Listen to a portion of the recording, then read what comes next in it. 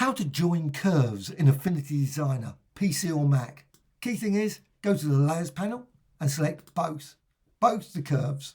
You can find that in the window menu and Layers. Then go over here to the Node tool. So with Node tool selected, simply drag over these points or nodes, and that's for the first curve, just for the first curve. Go down to this bottom one, the one that's closest to this point here, and drag. And now it drags the entire curve down and position it on top. As soon as you've done that, you can see now you've got that. Now it's not joined at this point.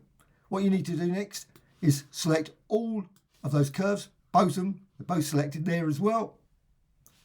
Then go to the control bar and you can just click here, join curves. So just click that and there you have it.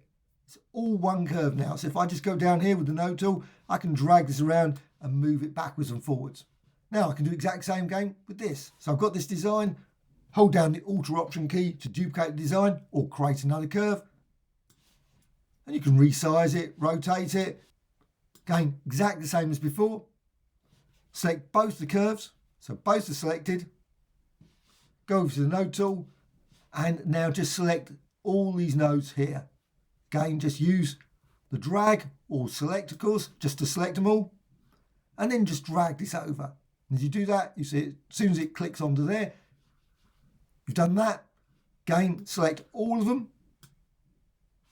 Then go here again and join. So join curves, click there. And now again, you've got one entire curve and you go here and you can manipulate it and just drag that down. And you can, of course, repeat this process with 3, 4, 10, 15 paths.